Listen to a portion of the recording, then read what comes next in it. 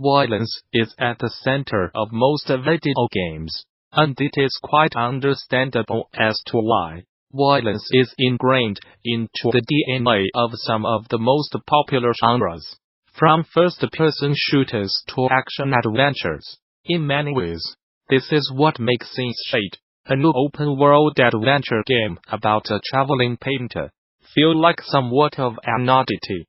Eastshade takes the open-world structure of a game like The Elder Scrolls V, Skyrim, or be it on a small scale, and argues that the paintbrush is mightier than the sword, letting players solve problems not with their fists, but with their art.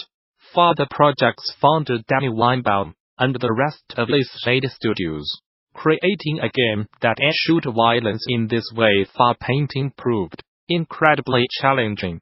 How much freedom do you give players to create their own paintings? And in lieu of action, how do you create a satisfying gameplay loop that is both fun and reinforces the game's central themes, through a mixture of trial and error, and some clever technical tricks, such as using shader effects to slowly reveal the painting? They arrived at some satisfying solutions to the problems they were having. When it came to making Eastshade, the world came first. Weinbaum had worked as an environment artist on AAA games, like Sucker Punch Productions, Infamous, Second Son, prior to striking out on his own. So he wanted to make a game that had a sense of place first and foremost. Initially, we just wanted to make a world, he says. That was the main goal. But then we also wanted to, we did not want it to be a straight walking simulator. We really wanted it to have some sort of game loop in there. The team's first attempt at this involved introducing survival mechanics early on in the development. Weinbaum added different status bars for hunger, thirst, and malady. It was hoped that this would provide another layer to the game for players to engage with. But things did not quite go so according to plan. Those were like a train wreck, he explains, because they were totally opposite to what we wanted the player to be doing in the game. It was like we want players to enjoy the world, and take it slow and look at the sights on top to people. But then we were just like making their borders slide down. On account of this, the team started stripping back the survival mechanics to guarantee that players could actually explore their own paints and smell the flowers. The game does still borrow some elements from survival games here and there. You must collect materials and recipes to craft, and at night staying outdoors too long in the cold without wearing a coat can result in you respawning back at the last bed you slept in. The difference now is that they no longer pose a significant obstruction to the players while out exploring, with individuals able to gather materials fairly easily and sleep in beds or tents to skip till the morning. Around this time, Jaclyn Ciezadlo, the co-designer on the project, suggested painting as the central premise of the game. This proved to be a popular idea, and soon the team started to prototype a version of the game. The first time Jaclyn proposed the painting thing, it sounded really hard to me, so I basically took what she said, and took all the good stuff out. That's Weinbaum. I initially put the paintings in pickups, so we would have these paintings in the world, and they were like little pickups. This is so embarrassing to even say, and even she at the time was like, that's not painting, that's totally dumb. Do not do that under any circumstances. Having to rethink how painting was incorporated, the team settled upon a screenshot mechanic instead, though this would mean players would have less control over how they could interpret their surroundings.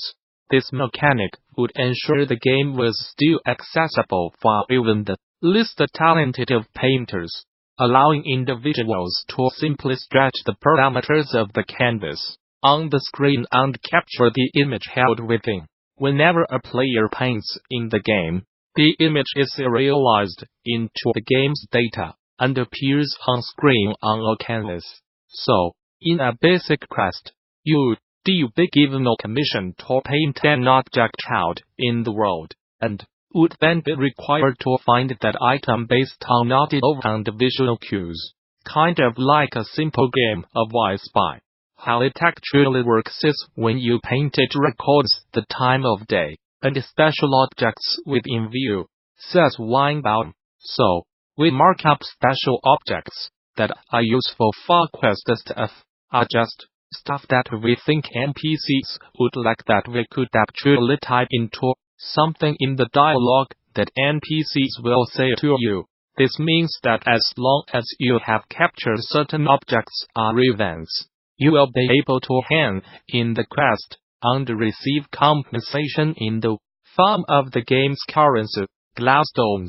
In much more action-oriented games, there are a lot of common tricks developers use to make mechanics feel good, like screen shake or recoil. Most of these were not applicable to painting, so Weinbaum and his team had to think of other less traditional ways of adding some necessary juice to the mechanic in order to make it feel more satisfying.